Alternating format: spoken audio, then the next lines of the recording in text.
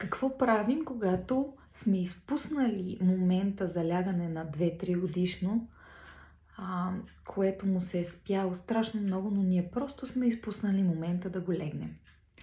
И то е изпаднало в тантрум. Дали ще е за следобеден сън, дали ще е за сутрешен, дали ще е за вечерен. Изпуснали сме момента. То се тръшка неукротимо. Опитвате се да го хванете. То още повече се опитва да се измъкне. Опитвате се да му пуснете музика, да го успокоите. То още повече се тресе от рев. Не можете дори вода да му дадете. Какво правим? Първото и най-важно нещо е вие да запазите самообладание, спокойствие. Да знаете, че това е процес на успокояване. Детето търси начин да се успокои, но не може, защото му е трудно, защото има недоразвита такава система за успокоение, защото има нужда от вас. Вие да сте спокойни. Първото и най-важно нещо е вие да се успокоите и да си кажете: добре, ще го изтърпя това нещо, детето ми ще се успокои, защото аз ще остана спокойна. Взимате или ще остане спокоен човек, който прави това. Или ще е мъж или жена. Първото нещо е вие да си кажете: добре, взимам решение. Аз да остана спокойна, независимо какво се случва. Второто нещо. Трябва да върнем детето в стаята. Физически, психически. Той физически е там, но то се усеща сякаш не е в стаята, в където е. Той е в емоцията.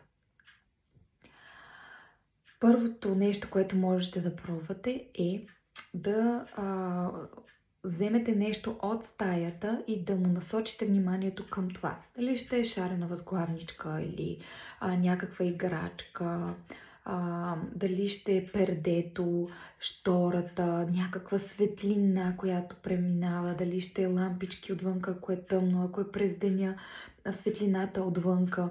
Просто да му грабнете вниманието с нещо, което е в стаята, за да може да се фокусира и да се обърне към това нещо и да се върне мозъка му се фокусира върху това нещо. След това можете да пробвате един масаж, който връща и тялото, чисто усещането за тялото тук и сега. Тази точка се намира ето тук. Можете да я пипнете и от двете страни хващате, където между палеца и показалеца, където усетите леко напрежение, като бол, леко болезнено, но приятно, да не е силно. На вас първо си го пробвайте и намерете къде е тази точка. Можете просто да масажирате тази цялата част. То е лека кръгови движения или лек такъв натиск, за да може да се стимулира тялото да се самоуспокои, да се върне тук и сега. Това и за вас е хубаво да си го правите. Аз често го правя на мене и на моите деца. Като лек масаж. Има и други точки, които са тук отзад, които помагат също за успокоение, но те понякога могат да предизвикат и малко повече енергизиране, което не искаме да правим. Затова тази е за този случай. След това вече давате ясни насоки. Дали ще затваряме очичките, дали ще завиваме си през юрганчето и сега си затваряме очичките.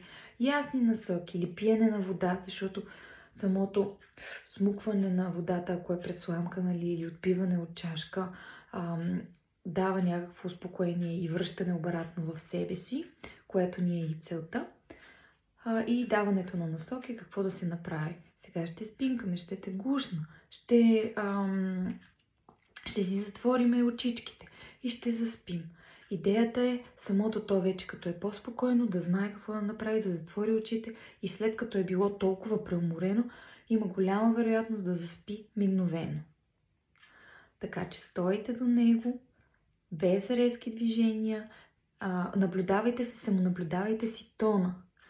А, защото той, ако викате в този момент, за да може да ви чуе, то още повече се предизвиква страха в него, което му повдига, нали, нивата на кортизол и то още по-трудно се успокоява. Затова забранете си да викате и си следете тона, защото понякога инстинктивно, когато детето крещи, ние се опитваме да го надвикаме.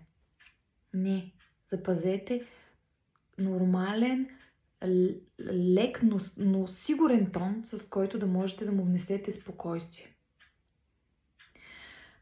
Така че, дори да сте пропуснали този момент, когато детето е вече му се спи, знайте, има вариант, просто дишайте и вие, успокойте се и продължаваме нататъка. Следващия път ще е по-добре, нали, няма да ни се случи така, или поне ще знаем какво да направим. С вас съм, до скоро!